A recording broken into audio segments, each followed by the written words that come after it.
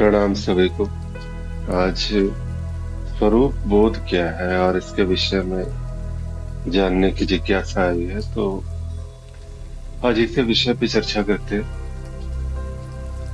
क्या है ये स्वरूप बोध और कैसे प्राप्त होता है? अभी जो है, जैसे कि आप अपने शरीर को देख पाते हैं, शरीर मन सब कुछ तो है, यहाँ पे स्पष्ट तो है, वही तो हो, ऐसा लगता है। तो जागृत में जो हमें सत्य सा प्रतीत होता है, वो क्यों ऐसा है कि जिस समय वो स्वप्न आता है, स्वप्न में फिर ये बदल जाता है, ये सारा का सारा। यही शरीर तो स्वप्न में नहीं जाता, वहां तो कुछ और ही होता है। ये इसलिए क्योंकि वहां पर जब आपकी मृत्यु होती है, वहां पर जब आपको जो ऊंचाइयों से फेंका जाता है या फिर किसी भी प्रकार से आपकी मृत्यु होती है, यहाँ का तो शरीर आपका सही सलामत रहता है। स्वप्न का शरीर जो है वो मरता है वहां पे। तो यानी कि वो सत्य नहीं था, ये तो स्पष्ट हो गया। लेकिन जिस वक्त आप स्वप्न में होते हैं, क्या उस वक्त ये भान रहता है, ये बोध रहता है कि वो शरीर सत्य नहीं है जिस शरीर में आप हो? नहीं रहता, क्योंकि वहां से आप फिर से आते हैं, जब जागृत में आते हैं तो यहाँ पर आने के बाद वो वाला शरीर मिथ्या हो जाता है, लगता है वो तो था ही नहीं। और ये खेल हर रोज चलता है आपके साथ, हर रोज निरंतर जारी है। राजा जनक के पास में यही एक प्रश्न आया था। राजा जनक एक बार स्वप्न में देखते हैं स्वयं को कि बहुत जो है एक जो है भिखारी के रूप में, और अपने को भिखारी के रूप में देखते हैं कि बहुत भूख लगी है, भूख से उनके पास में पेट पड़ा, उनका जो है पूरा मन व्याकुल सा हो रहा है भूख से।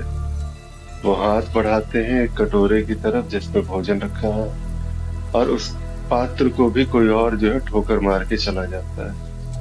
अब ये भूख से इतने व्यथित होते हैं कि इनकी नींद खुलती है, और जैसे ही नींद खुलती है तो देखते हैं चारों तरफ सेविकाएं जो है वो पंखे कर रही है, पंखे जल रही है, और तरह तरह के पकवान सामने में रखे हुए हैं। नर खिलाने के लिए भी लोग वहां पर तत्पर है। अब इनके मन में जो प्रश्न आता है नहीं कि कैसे मैं जानूं यहाँ पर वो सत्य था कि यहाँ पर जो देख रहा हूँ ये सत्य है।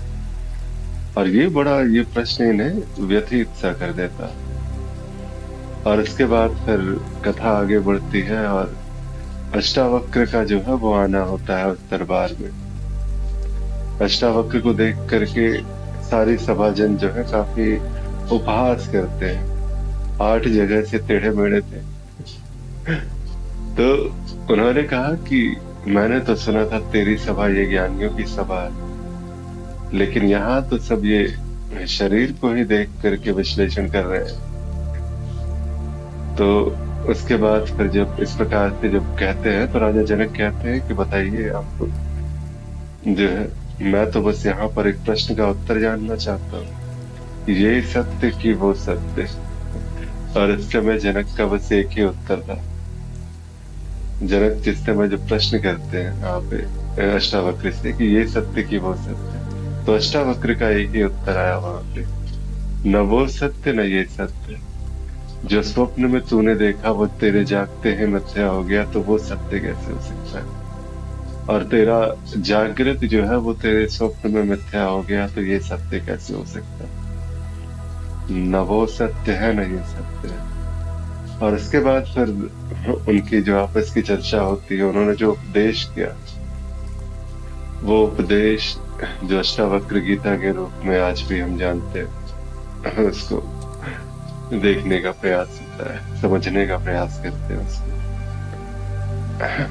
जितनी भी है स्वरूप के ऊपर, अगर मैं पुस्तकों के ऊपर बात करूं तो शायद अष्टावक्र गीता का जो संवाद है वहां पे, वो आज तक के संसार में जितने भी पुस्तकें हैं वो स्वरूप के लिए सबसे बेस्ट पुस्तकों में से एक है। अगर वो स्वरूप बोध की ओर अगर रुचि है तो फिर एक बार इस पुस्तक का अध्ययन अवश्य करें। अब यहाँ पर से जो है बात आती है कि ये स्वरूप है क्या। जब न वो सत्य न ये सत्य, तो सत्य क्या है, इसे हम कैसे जान सकते हैं। तो इसके लिए एक निर्धारित सा, एक व्यवस्थित सा मार्ग है। पूर्व काल में इसे जो है अलग अलग तरीके से इसको जानने का प्रयास किया गया। बौद्धों ने भी जो है बड़ा प्रयास किया है इसको समझने का, जानने का। शून्यवाद का सिद्धांत आता है, और भी अलग अलग सिद्धांत आते हैं बौद्धों में भी। जैन संप्रदाय में भी लोगों ने जानने का प्रयास किया है इसको।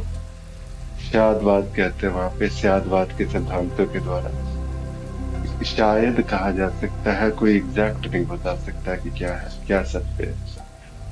तो वैसा जो है जैन संप्रदाय का भी एक सिद्धांत आया। अलग अलग हिंदू धर्म में तो पूरा का पूरा वेदांत भरा पड़ा है। वेदांत यानी कि जहाँ वेदों का, जिससे कहते हैं कि अब इससे आगे कुछ जानने के लिए शेष नहीं है। तो जानकारी की सीमा जहां तक समाप्त होती है वही है वेदांत। तो ये जो क्षण हुआ कि वेदांत जब आपने स्पर्श कर लिया, उसके बाद की जो स्थिति है वो स्वरूप की है। जब तक जानना चल रहा है, जब तक समझना चल रहा है, तब तक वो स्वरूप की सीमा जो है वो आप स्पर्श करने वाले हो, जानने वाले। कभी एक क्षण ऐसा आता है जिस क्षण आपके सारे प्रश्न स्वतः समाप्त हो जाते हैं। कोई प्रश्न बाकी नहीं रहता, कोई प्रश्न शेष नहीं रहता। वो सारे प्रश्नों के आपको उत्तर नहीं मिलते। अब आप उत्तर स्वयं हो गए। क्या ये किसी पढ़ के बात है, पढ़ने से ये बात समझ में आई? देखिए एक चीज है ना कि इसके लिए भी कथा आती है। कबीर साहब ने एक बार शास्त्रार्थ में इसी प्रकार से वो कहते हैं, एक सामने कोई पहुंचे थे विद्वान जन, और उनके साथ में जो है ये शास्त्रार्थ वाली बात हुई। उन्होंने बस एक प्रश्न किया था कि समझ के पढ़े हो या पढ़ के समझे? जो कुछ भी यहाँ पर तुम बात करने आए, चर्चा। तो समझ के पढ़े हो यानी कि अगर तुम समझ ही गए हो उस बात को, तो तुम यहाँ पर चर्चा करने आते नहीं। और उसके बाद फिर अगर पढ़ के भी अगर तुम्हारी बात समझ में आ गई होती, तो भी मेरे सामने चर्चा करने का कोई औचित्य नहीं। क्योंकि वास्तविकता क्या है वहां पर, जब आप उत्तर स्वयं हो चुके हो। यहाँ पर कोई प्रश्न जो है वो अब बाकी रहा। जो संसार का जो सत्य था, वो संसार का भी है, आपका भी है, मेरा भी है, हम सब का है। बस एकमात्र एक स्वरूप है। जो हम कहते थे ना कि हमारी आत्माएं अलग होती है, अलग अलग धारणाएं होती थी। ये तो आत्मा होती है जो अलग होती है। लेकिन ये सारी की सारी बातें जो आत्मा को जान सकता है, जो इस शरीर को जान सकता है, जो आपके जो है स्थूल सूक्ष्म कारण सभी शरीरों का ज्ञाता है, आपकी समस्त यात्राएं, आज तक की जितनी यात्राएं और जितने भी जीव हैं, उन सब की भी अनंत यात्राएं, उन सब का जो है जिसे कहते हैं, उन सब का स्वरूप एक है। और वहां पर जो शंकराचार्य जी कहते हैं कि अहम ब्रह्मास्मि, एको ब्रह्म द्वितीयो नास्ते, एक ब्रह्म के अलावा दूसरे किसी की सत्ता नहीं है। और यही है आपका मूल स्वरूप। आपके अतिरिक्त इस पूरे के पूरे अस्तित्व में कोई दूसरा नहीं हो सकता। आपके अतिरिक्त कहीं भी ये कोई वस्तु आपसे भिन्न नहीं है। शरीर आपसे भिन्न नहीं, आपका स्वप्न आपसे भिन्न नहीं। वो क्या है जो आपके जागृत को और आपके स्वप्न को भी जान रहा है, वो आपका स्वरूप है। अब ये समझने के लिए मार्ग में चलना होगा। इसके लिए जिसे कहते हैं कि बहुत सारे बौद्धिक मार्ग भी है, कठिन मार्ग भी है। कठिन मार्ग से जो लोग चलते हैं तो वही अष्टांग योग वगैरह जो है वो ध्यान, धारणा, आसन, प्रत्याहार आदि, इस प्रकार से वो आगे चलते हैं। जो बौद्धिक मार्ग से है वो फिर उनके लिए फिर विशेष गुण जो है वो कुछ बात होती है जो जन्मजात, जैसे कहा जाता है कि ये जन्मजात गुण है, तो फिर इसके लिए स्वाभाविक सी ये गति होगी वहां पे। वो जन्मजात गुण कौन से होते हैं? जिज्ञासा होती है।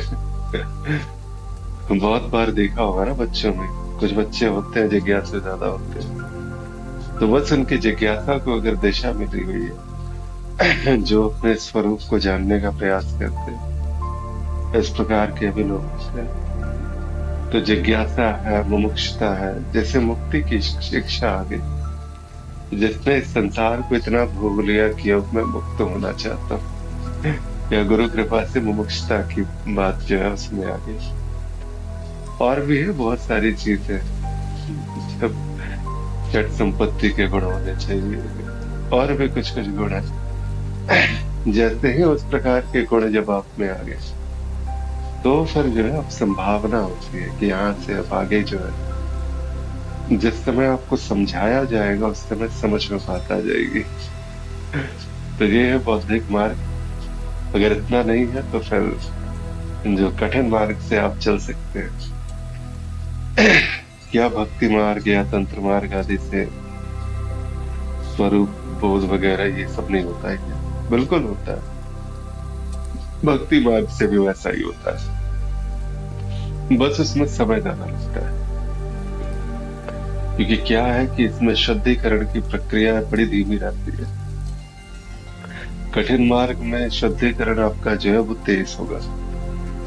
जो भी आपका शुद्धिकरण की प्रक्रिया चल रही है, वो एक तेजी से उसका शुद्धिकरण कराया जाता है, और फिर एक स्थिति ऐसी आती है कि अब प्रयास करने की आवश्यकता नहीं है, वो स्वतः ही जो है बात आपके भीतर प्रकाशित हो चुकी है। ये अंत में जा करके उसी भगवान में लीन हो जाता है, और उसी सकल राम में सब जग जानी। तो राम में सब जग जाने का मतलब बात वही है कि वो राम ही है जो हर कण कण में निवास करते हैं। तो हर कण कण का जो स्वरूप है वो अब राम हो चुके हैं। जब आप स्वरूप से जाएंगे तो हर कण का स्वरूप आप ही हैं, आपके अतिरिक्त दूसरा कोई नहीं। तो वो बस मार्ग जो है वो थोड़े से अलग है। अंतिम उत्तर आपका जो है वो एक पे ही आके रुकेगा, और जब तक वो उत्तर एक पे नहीं है, तब तक वो यात्रा आपकी आध्यात्मिक बची हुई वो चल रही है। तब तक चले जब तक अंततः जो है बस एको हम पे जो है वो बात ना आ जाए।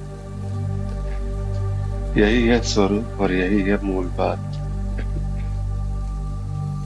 देखिए, संक्षेप में ज्यादा इसकी ओर बस एक इशारा भर किया जा सकता है, एक अभिलाषा जगाई जा सकती है।